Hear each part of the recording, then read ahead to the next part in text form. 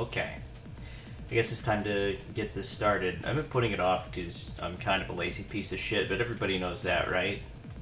So, today we're going to be talking about something that I should have talked about a long time ago. Well, a lot has happened since then, so I guess it's a good thing I didn't. So I'm actually going to start here with Carl Benjamin, and I don't know how many of you do or don't know who this is. He's better known as Sargon of Akkad, the man behind the Lotus Eaters podcast. He does a lot of pretty good work. I generally respect him, for the most part. But he's been saying some wacky, insane shit recently. Like, actually turbo retarded. Which leads me into character number 2 in this play of... I can't even call it retardation. These guys aren't even retarded. They're just lying. But that brings me over to James Lindsey. And if any of you saw my first video talking about how James Lindsey's lying about the woke right, I pointed out that it is actually a solid argument. That his argument didn't really have any holes in it. Everyone was just lying about his argument. And he did himself a disservice by lying about the use of his own label. He called everyone who disagreed with him slightly a Jewsburg for just noticing things like the Israeli Immigration Foundation existing, for instance. Which, of course, pushes people into the arms of the unironic Zoomerwaffen, and then they get radicalized into becoming it's the Jews people, like he already said they were, when they weren't at the time. So, good job, Lindsey, for doing that. But the reason I was supposed to talk about him sooner was because he's gone so deep, tripling down into his philo-Semitism, that he's actually gone out of his way to redefine woke right to the point where he insists that it means that it's a preference for outsider knowledge, as if there was this system of knowledge that, you know, governs society, and that woke right means going out of your way to avoid that systemic, what was it? Is it systemic picker or chooser? Sorry, I'm still waking up. Let me get some of this Agartha ambrosia in me. That should help.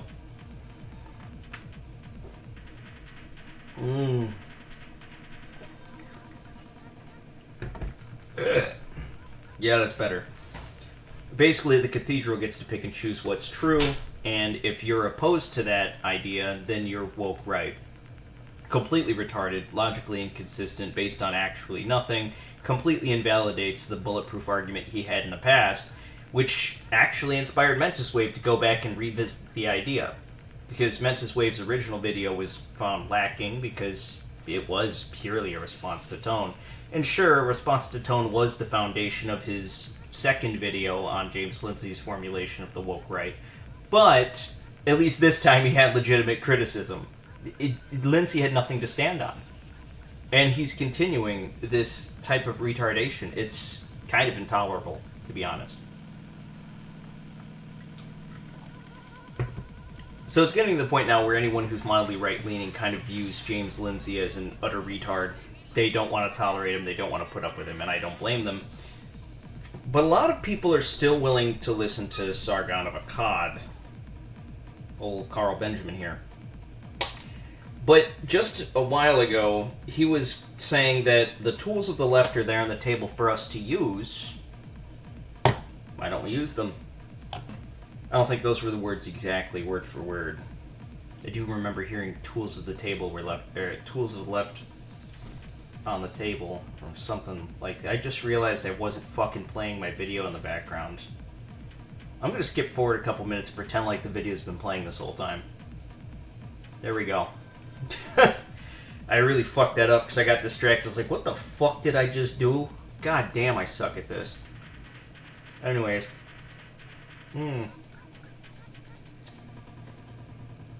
He's outright declared that people like Foucault and Rousseau were like brilliant thinkers. They were so wise and intelligent to say the insane, wacky, retard shit that they said. He's made it overtly obvious recently that he doesn't actually deal in truth. He doesn't care about whether or not something's right or wrong. He cares more about whether or not he can use it to gain power. And not power for himself as an individual. I'm not saying he's some kind of evil bad guy. but rather he seems like the kind of guy who just wants bad things to stop happening to him and his family and his country. And he realizes that just telling young people the truth and trying to, educate them isn't actually helping anything. Average young people are too demoralized and stupid to actually learn much of anything. But they're not immune to emotional appeals. It's not impossible to manipulate them. Especially when you consider that they've been run through the Marxist gauntlet and they're kind of technically primed for a foundation of collectivist faggotry. It's really easy to convince them to just surrender themselves to a collective authoritarian system in which they reject humanity, reality, and morality, and just pretend like they're the good guys because, obviously, the communists are bad. They're so fucking bad. Like, the unironic neo-Nazis are less bad than the communists. And a big part of that is because of how bad the communists really are. It's sad, but it's true. Not that I'm saying he's trying to, make more Zoomerwaffen. That's definitely not what I'm saying here. Let's actually move on to one of these sweets. Let's see, which one is this? Of course, it's got to reload. Why wouldn't it have to reload? Oh, yep, here we go. There's an example of James Lindsey being a philo-Semitic retard. When the tranny shooter that just happened recently scribbled a bunch of psychobabble on all of his guns, it was just an amalgamation of bullshit to try to get everyone to argue about it. But of course, clearly the guy had to be an anti-Semite neo-Nazi, right? Definitely not a tranny who was groomed into mental illness into doing something psychotic with tons of contradictory messages written all over his phone. No. Phone. All over his gun. James Lindsey didn't care about the rest of the shit written on the gun. He didn't care about the context or the motivation of the shooting. All he cared about was Jews. It's why he's willing to give infinite charity to Jewish supremacists who operate out of Israel. And he just, calls any criticism of those individuals, crazy anti-Semitism. Constantly keeps saying never again is now, and him saying these things is what's pushing people into the arms of neo-Nazis.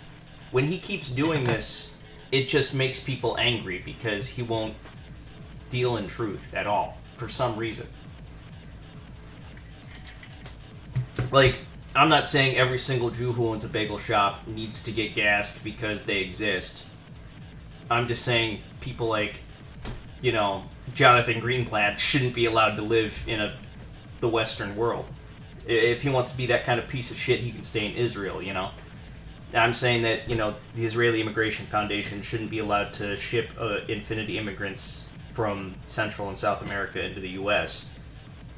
on the Israeli taxpayer's dollar. I just think that's wrong, But of course, according to James Lindsey, that makes me a Jewsburg. Obviously. Let's see what we had here. So here we go. This was one of the points of contention, and this is why I had to bring up both Sargon of Akkad and James Lindsey. He says, I support the Jewish claim to a Jewish homeland, don't you? And Lindsey responds with, Carl Benjamin, you cannot play games with me. You cannot twist me in a single knot outside of your little cult on here. Everyone sees exactly what you're doing. It's pathetic.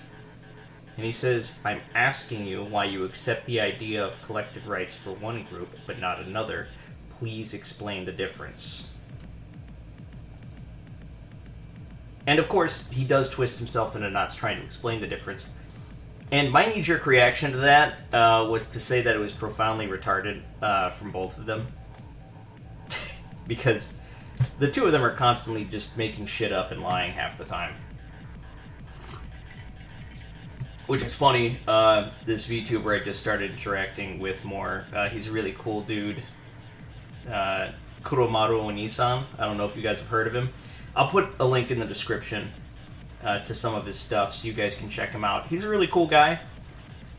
He said that my takeaway from this huge dismantling of James Lindsey's argument was so stupid it was impressive.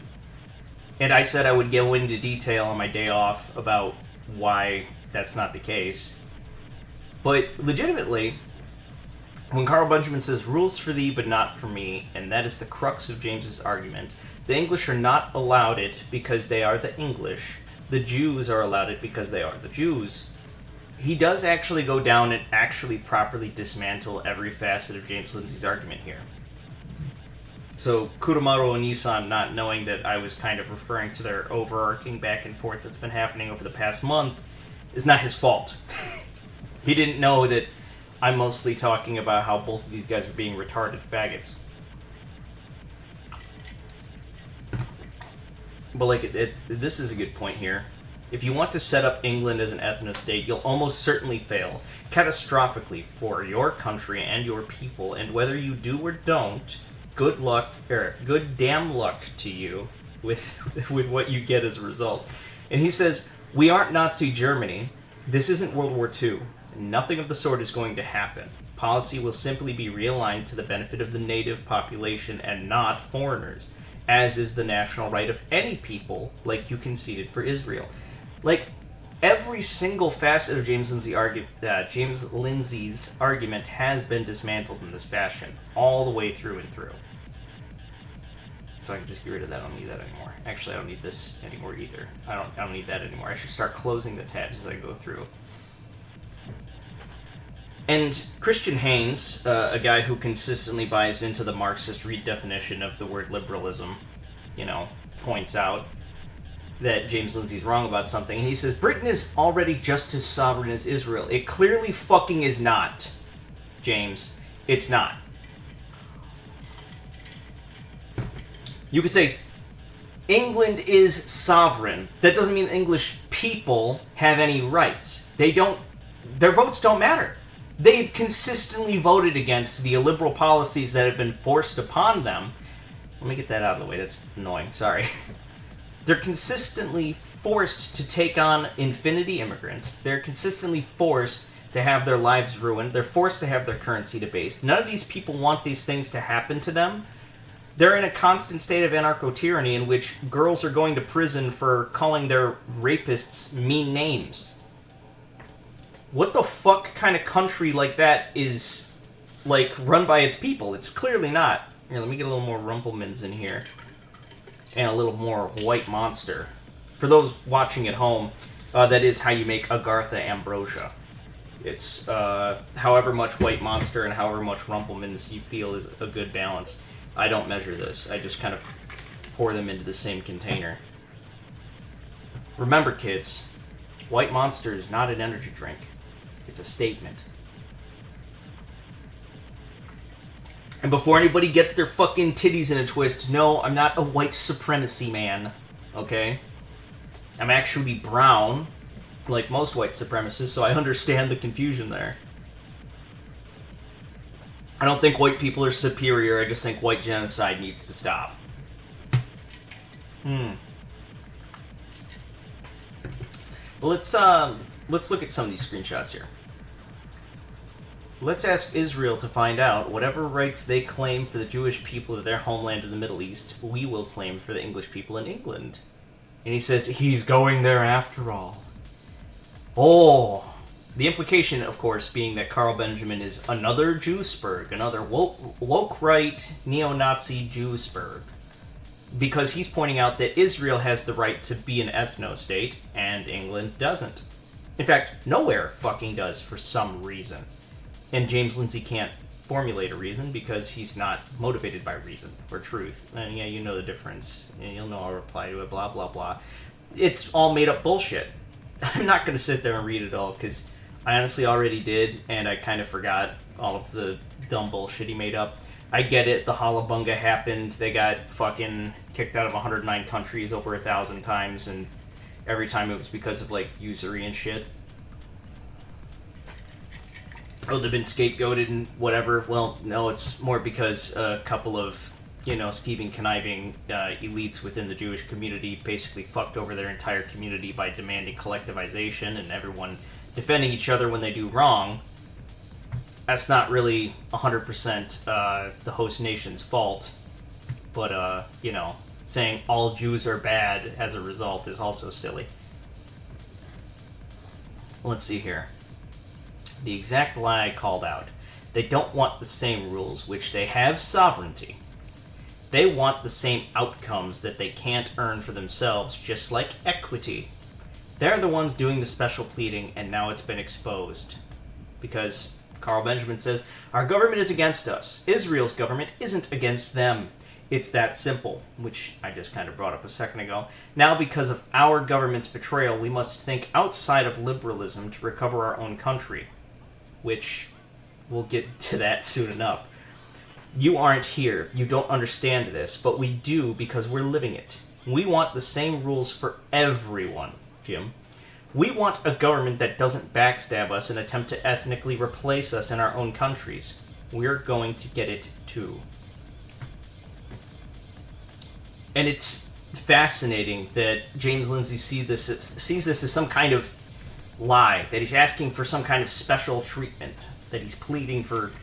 What's special about that? He wants some semblance of fairness and some semblance of human rights in his own fucking country.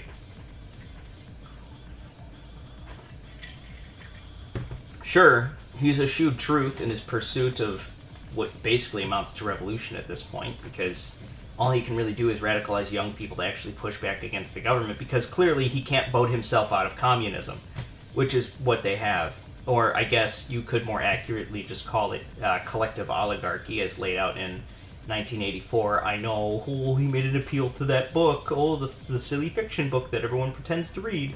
I get it. It's not popular and it doesn't sound very smart for me to say that dumb shit. I completely understand. But now we're going to move over to Sargon of Akkad.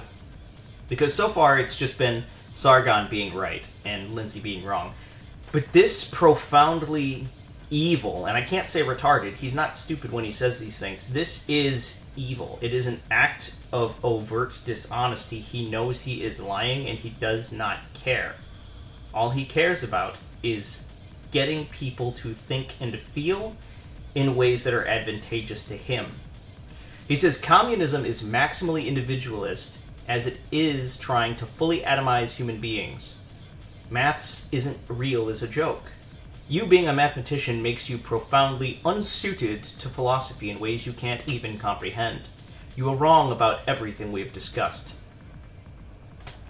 Because at this point, we'll go to Lindsey's post here. He says, that's Carl, communism isn't collectivist Benjamin. You know, Carl, math isn't real Benjamin. The one and only Carl, you're a mathematician, and this is philosophy Benjamin. So, in over my head, like standing on a wet rock. Robert, I heart Benjamin Barnes is a fraud too. And let's be real, Robert Barnes is definitely a fraud. But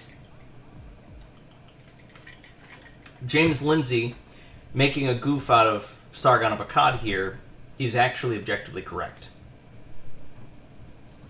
In the same way I said that I respected a lot of Carl Benjamin's work, I respected a lot of James Lindsey's work. James Lindsey's philo-Semitic insanity that completely invalidates all of his old argumentation and just makes him out to be an asshole, it's real. It's something to be condemned. It's something to ignore. But his work in the field of philosophy is not. Like, part of the reason I got into his work and I respect him so much is because he wasn't just any random dickhead who decided to start reading philosophy. He was originally a mathematician. He was a professor who taught math. And yeah, he quit to be a masseuse and dick off and just be wealthy, and I get it. But he wanted to understand what was wrong with academia. It's easy to just outright see that academia is corrupt if you're not room temperature IQ. And I want to make this very clear. The vast, overwhelming majority of people who go into higher education are not impressive people. They are average. Average intelligence people are very easy to manipulate. They do not reason. They do not have internal monologues. They're barely more intelligent than dogs. Or, I guess, dolphins, I guess. Maybe pigs. Dogs aren't as smart as pigs or dolphins. But point is, average fucking people who go to college are really fucking stupid people. And that's why it's hard for them to recognize how corrupt academia is. James Lindsey, on the other hand, recognized it and wanted to have a deeper understanding of it, and he spent an insane amount of time reading into all of this nerd shit that when I was younger, I honestly kind of dismissed a lot of it. I would read the works of, modern philosophers and modern thinkers, or just what became the foundational texts of all forms of leftism when I was younger, and I thought, this is stupid and not useful to me. I will stop reading now. No, I cared more about, actually intelligent philosophers. I cared about reading more of the things, that we have that survived surrounding Aristotle, and definitely not people like fucking Rousseau. Oh my god, I hate Rousseau so fucking much.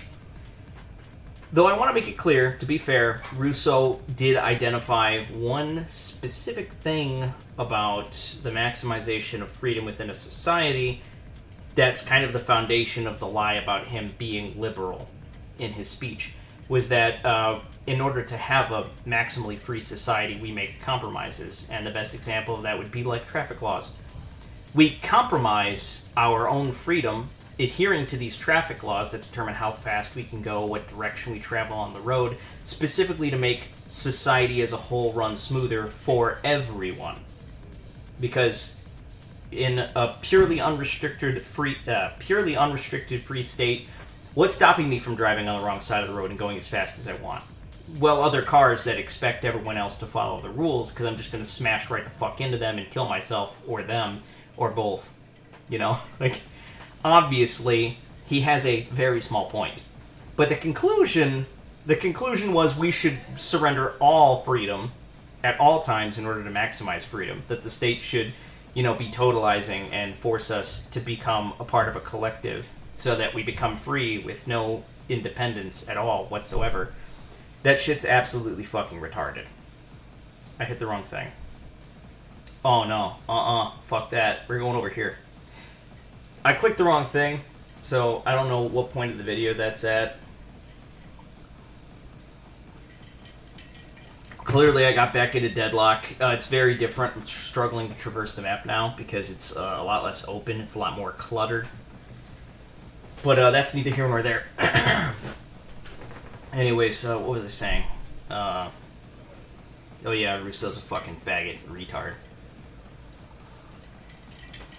But Carl Benjamin sees all of these things that these collectivist, Marxist, anti-reality thinkers thought and said, and he believes them to be brilliant thinkers. Because he understands the value of lying. He understands that truth only gets you so far amongst a population that isn't actually able to reason. Average people aren't really smart enough to parse through what's true or what's false in general. They're literally too fucking stupid to care about what's true. And Carl Benjamin has understood this. It's why he's come to the conclusion that communism is maximally individualist. Because it quite literally isn't. Of course, him and a bunch of other communist faggots have started saying that, everyone agrees, if you read Marx, that was the conclusion. It wasn't. No, appeals to things like freedom and individuality are made in a deceptive and dishonest fashion on the grounds that their entire motivation for saying and doing what they say and do is based entirely around manipulating people. It's about lying. It's about obtaining power. It's about forcing societal change. It never has and never will be about what's actually true or what's actually real, because they don't actually care about truth. They don't actually care about reality. None of that really matters to these people. And Carl Benjamin is much the same now. He realizes that if he says something eloquently and in an authoritative fashion, the average person will actually believe it to be true, even if it's not. Because at the end of the day, what matters is the societal change he's able to implement with his speech, not discovering whether or not something's true or false. And I see that as deeply disgusting. I find it repulsive. It's horrible. It's gross. It's disgusting. But to average people, they just can't care. The truth never really mattered to the average person. And why would it matter? There's no reason for it to matter to most people. Who cares about whether or not something's true? What matters most is how they feel. And what feels right is often false.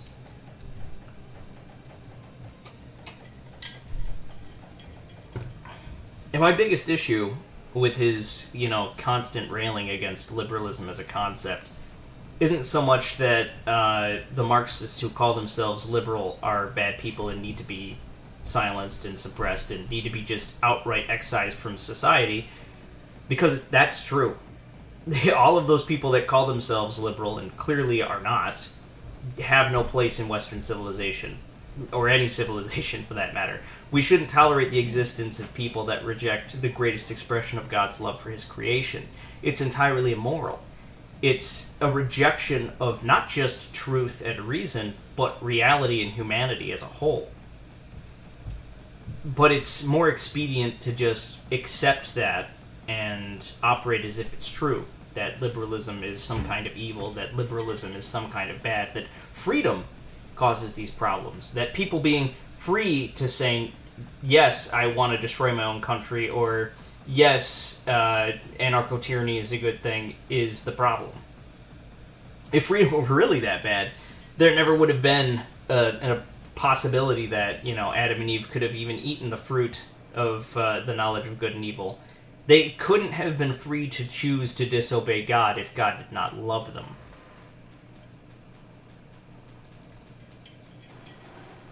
In fact, C.S. Lewis does talk about this.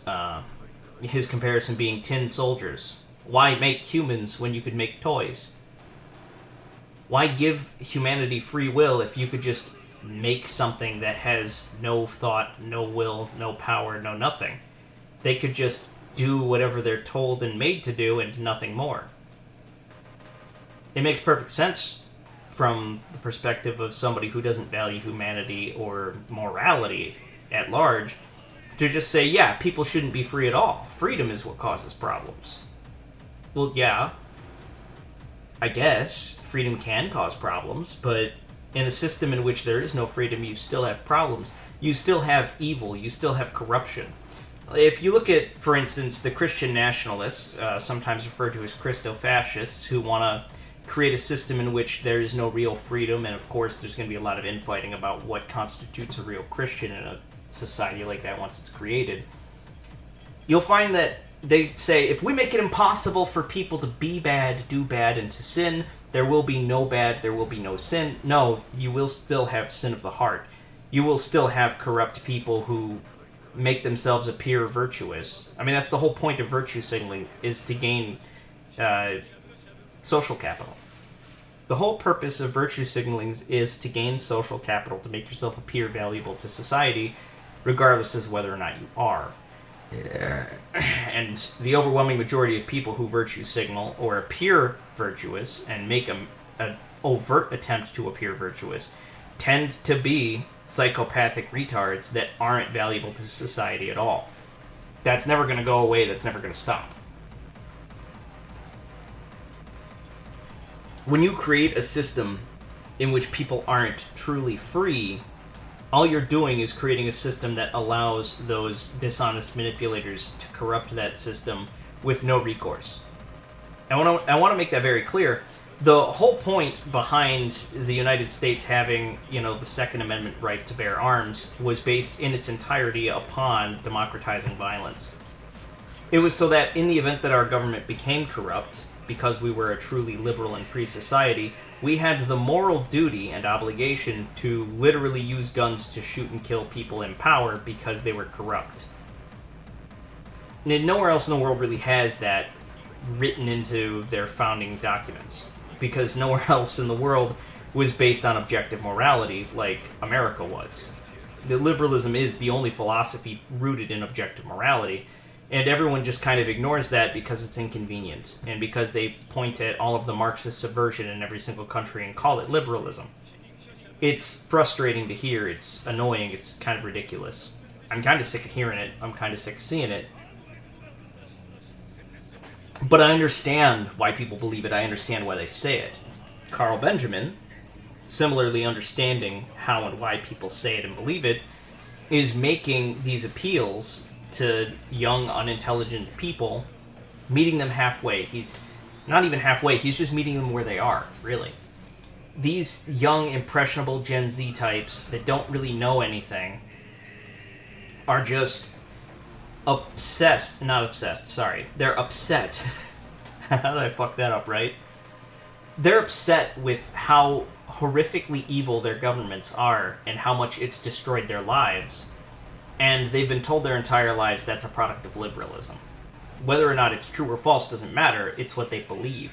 And Carl Benjamin is pushing for them to double and triple down on that idea so that they'll eventually be radicalized enough to finally start pushing back against the evils that plague them. And I understand that. That's why I don't think Carl Benjamin is an overtly evil man. I just think he's willing to force change at any cost, even if at the end of the day it is immoral. It's an open rejection of morality that's just going to cause him problems. Yeah, that's not good.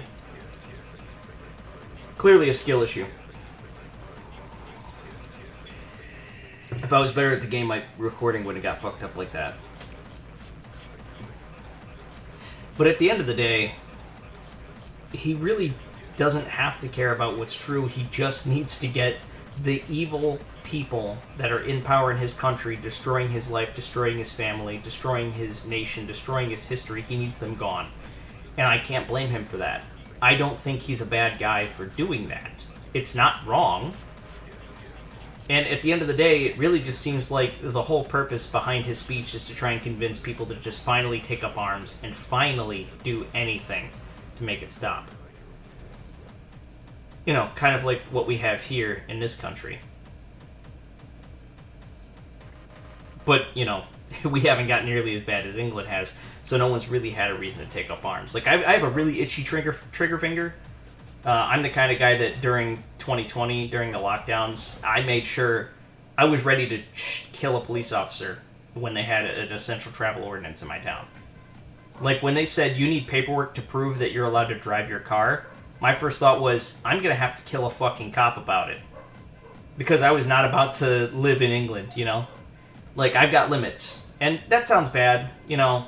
To the average immoral, dishonest person, I sound crazy and unreasonable.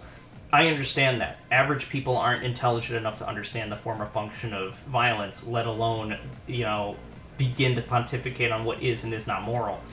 Average people are just too stupid to care about what's true, what's good, what's bad. None of that really matters to the average person. I'm not saying I'm a psychopath who wants to kill people for fun. I'm saying I'm ready and willing to do these horrible things because it's a moral good to do those things. Carl Benjamin, on the other hand, he's kind of afraid of violence. He's kind of hoping he can convince other people to do it for him because he's got too much to lose. Who will take care of his children when he's dead? Who will take care of his wife when he's dead? Who's going to help him? Who's going to take care of those things? Who's going to make sure that everything's all right when he's gone, you know? Why risk himself when he can convince other people to do it for him? Or maybe he's more naive than that. Maybe he really is stupid and he doesn't think that that's an option. Maybe. I'm not going to assume that he's an idiot and that thought has never crossed his mind. But it is possible that it's a subconscious conclusion that he's drawn. That he doesn't actually think of this, like, intentionally. Like, this isn't a conclusion he's drawn through serious thought. It could be that this is just a natural-born reflex, a form of self-defense, fight or flight. This needs to happen. I need to do something to fix my situation, because he really does need to fix his situation. If you're actually, like, an adult, and you know what's going on in England, you can't tolerate that. You can't think it's okay, and it's not possible to say that there are sovereign people who voted for this, because clearly, if you knew anything about what's been going on in England for the longest while, you would know that nobody's voting for this. They're all very much against it. They hate what's going on in their country. They hate what's happened to them as a people. And I don't mean, from the perspective of folkish nationalism, like something W.E.B. Du Bois would bring up. I mean legitimately as human beings living in a place.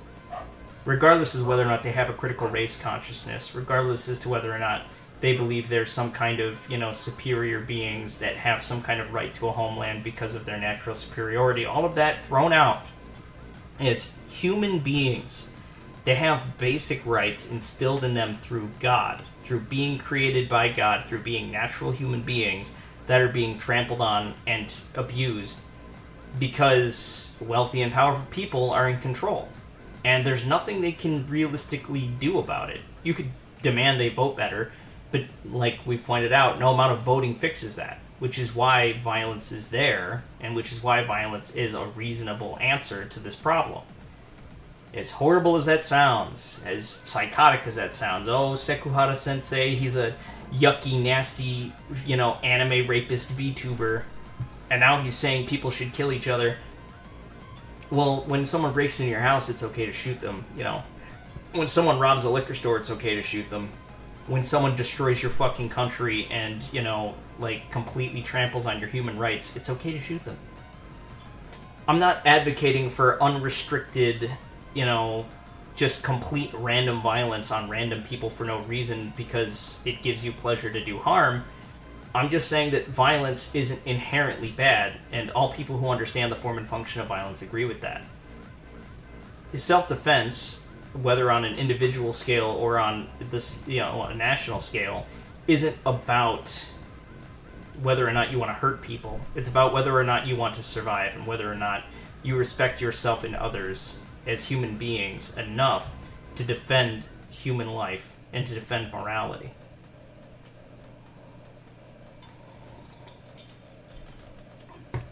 So is Carl Benjamin lying when he says all of these things about communism being maximally individualist? Yes, he is. He's lying, and lying is bad. And he knows he's lying when he says this. Is James Lindsey lying when he makes up some bullshit, bogus argument about how Israel's allowed to be an ethno-state and nowhere else is? Yes, he's, of course, obviously lying. He doesn't really care about what's true in that regard, and to be fair, that's slightly more immoral than what Carl Benjamin has going on with what he's lying about, to be honest. But in either case, they're both lying. You can't really change that, you can't undo it. And it's unfortunate, it's bad, it's wrong, but it could always be worse. It could be much worse, actually. There are people like David Pakman who say far more evil things, far more destructive lies told constantly to maximize harm, whereas these people are both trying to make the world a slightly better place. So, yeah, I'm upset with them lying, both Carl Benjamin and James Lindsey. But I still respect the both of them because they still do decent work. They're still able to understand more about what's going on in the world than the average person. They're not generally evil people that are trying to do harm. They're generally both trying to do good, even if neither of them are able of being entirely honest while they're doing it.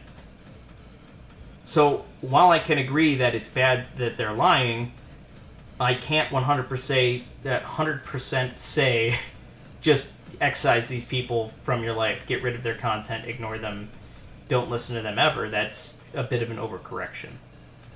I think what's most important is to look at the work that they do and take the good that is good and throw away the bad that is bad. And that might be harder for the majority of people to do. Like I mentioned, average people aren't able to reason at all. They don't really care about what's true. They don't care about what's good. I get it. It's a little too hard for the average person to really begin to understand or to want to understand. But that's not necessarily a bad thing.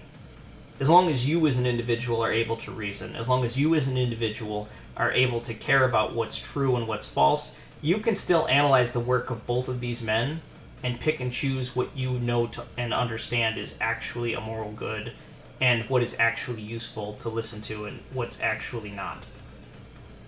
And that's part of what liberalism has always been about. A big part of it is freedom. You should be free to listen to these people, both when they're telling the truth and when they are lying. You should be able to do this. And there shouldn't be a system put in place to make sure that you can't. And I just wish more people understood that about both James Lindsey and Sargon of Akkad. That neither of them are perfect, but they're both generally pretty useful. And I do genuinely respect them both. Wow. So I guess I ended that video almost at a good time, because that was the end of the first match, because I fucked everything up. But you know what? I'm not going to make you sit through another one. You guys have a good one, and I hope this helped somebody somehow.